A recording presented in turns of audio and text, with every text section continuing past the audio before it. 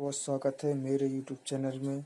मैं राजाऊ कुशवाहा आपका तहे दिल से धन्यवाद करता हूँ, बहुत बहुत स्वागत करता हूँ आपका मेरे इस यूट्यूब चैनल राजाऊ कुशवाहा में। तो आज हम देखने वाले हैं बहुलक। बहुलक को किस प्रकार से ज्ञात करेंगे, वह भी समूहन रीति के माध्यम से, ग्रुपथ मेथड के द्वारा। तो इसलिए मैं यह बताना चाहूँगा कि बहुलक हम किसे कहते हैं। बहुलक हम सामान्यतः उस पद को कहेंगे जिसकी बारंबारता सबसे अधिक हो। इस तरह से बहुलक की गणना हम सामान्य रूप से कर सकते हैं, लेकिन अगर हम समूहन रीति से उसे हल करें तो किस प्रकार करेंगे वह मैं आपको बताता हूँ। इसलिए यहाँ पर मैंने एक सारणी ली है जिसमें कॉलम बनाकर रखे हुए हैं। आप देखते चलिए, मैं जैसे पहला पद जैसे मैंने पद लिखे हैं और दूसरे कॉलम में मैं उनकी आवृत्तियाँ लिखी हैं। तो अब हम इनके लिए हल करते हैं। हल करने के लिए सबसे पहले हम कॉलम बना लेते हैं और इसे इन कॉलमों को नाम दे देते हैं। आवृत्ति वाले कॉलम को पहला नंबर, दूसरा, तीसरा, चौथा, पांचवा और ये छठवा। इस प्रकार से हम 6 कॉलम बना लेंगे। इन 6 कॉलम की अपनी अपनी एक विशेषता है। पहले कॉलम में हम 2 अंकों के जोड़े बनाएंगे, तो याद रखने के लिए हम यहाँ पर लिख लेते हैं 2 + 2। और फिर उसके बाद हम तीसरे कॉलम में एक अंक को छोड़कर 2 के जोड़े बनाएंगे, तो इसलिए लिखेंगे 1 - 2 + 2। तीसरे कॉलम में हम 3 के जोड़े बनाएंगे, इसलिए लिखेंगे 3 + 3। और जो हमारा पांचवा कॉलम है, पांचवें कॉलम में हम 1 को घटाकर 3 के जोड़े बनाएंगे, इसलिए लिखते हैं 3 + 3। और इसके बाद लिखते हैं हम बनाएंगे 2 को छोड़कर 3 के जोड़े, तो लिख लेते हैं इसके लिए भी। आइए दोस्तों, हम सवाल की शुरुआत करते हैं और हल करते हैं। तो देखिए, सबसे पहले हम देखें 5 और 6 11 है। उसके बाद 8 और 12 20, 14 11 15, 10 9 19। अब हमारा दूसरा कॉलम, 1 को छोड़कर 2 के जोड़े, तो इस 5 को हम छोड़ देते हैं। 6 6 12, 12 और 2 14, 12 4 16, 10 और 11 21। अब आ जाते हैं हम तीसरे कॉलम में, 3 के जोड़े बनाने हैं, तो 6 और 5 11, 11 और 8 19। इसके बाद आते हैं 12 और 4 16, 12 और 4 16, 16 1 17, 17 और 10 27। तो इस प्रकार से हमारे ये कॉलम बच जाएंगे। फिर हम आते हैं पांचवें कॉलम में। पांचवें कॉलम में 1 को छोड़कर 3 के जोड़े बनाएंगे, 5 को छोड़ देते हैं।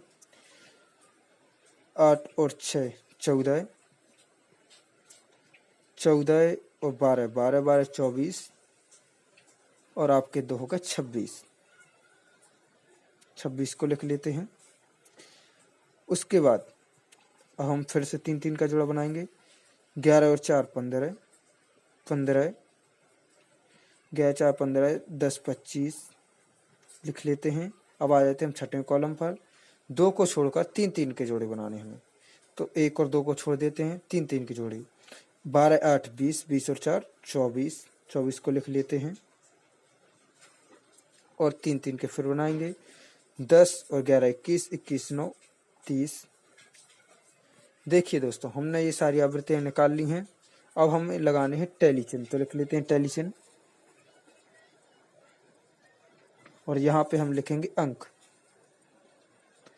तो टैली चिन्ह के लिए अब यहाँ पे हम कॉलम भी लिख लेते हैं, जैसे हम यहाँ पे लिखे हुए हैं। तो 1 2 3 4 5 और ये 6। देखिए दोस्तों, अब हम लगाते हैं टैली चिन्ह। तो इसमें देखते हैं सबसे बड़ा पद क्या है, 12 है। तो 12 के सामने जाकर एक टिक लगा दें, क्योंकि यहाँ पे हमने कोई जोड़ा नहीं बनाया था, ये सिंगल था, इसलिए ये लिखेंगे। अब दूसरे कॉलम में 2 के जोड़े बनाए थे, तो देखिए सबसे बड़ा पद है 20, तो ऊपर के ये 2 छोड़कर उसके बाद हम लिखेंगे 30 और 40 के सामने टिक लगा देंगे।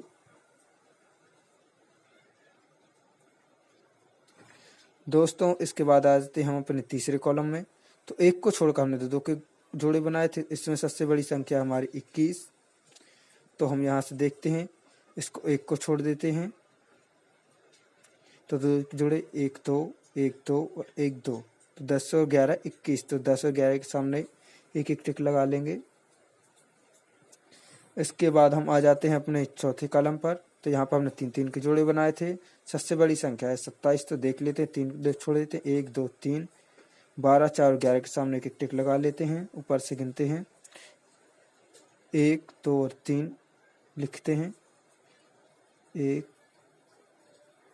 और उसके बाद हमारा पांचवा कॉलम, पांचवें कॉलम में हमने एक को छोड़कर 3 3 के जोड़े बनाए थे। तो इसी तरह हमारे 26। तो एक को छोड़कर ये हमारा जो कॉलम एक को छोड़ देते हैं। इसके बाद 1 2 और 1 3 में टिक लगाते हैं। अब आते हैं छठवां कॉलम। छठवें कॉलम में हमने 2 को छोड़कर 3 3 के जोड़े बनाए थे और इसमें सबसे अधिक बार बढ़ता है 30। तो 2 को छोड़ देते हैं, इन्हें 2 को छोड़ देंगे, 1 2 3 1 2 3 11 10 और 9 के सामने एक एक चिन्ह लगा देंगे हम। अब दोनों इनकी दोस्तों इसकी गणना करते हैं। तो देखिए, इसमें है 1, इसमें 2 4 1 3 2 और 1। तो दोस्तों इस तरह हमें पता चलता है किस खंड की बारंबारता सबसे अधिक है। तो यह किसकी आवृत्ति है? ये 12 40 की बारंबारता सबसे अधिक है। दोस्तों आप देख सकते हैं, सामान्य में भी इसकी यही, अगर हम डायरेक्ट मेथड से भी करते हैं तो 12 ही आया है, हमारे ग्रुपद मेथड से भी 12 ही निकला है। तो इस तरीके से हम बहुलक को ज्ञात कर सकते हैं। दोस्तों देखते रहिए मेरा यूट्यूब चैनल को और मेरे चैनल को जरूर सब्सक्राइब कीजिए।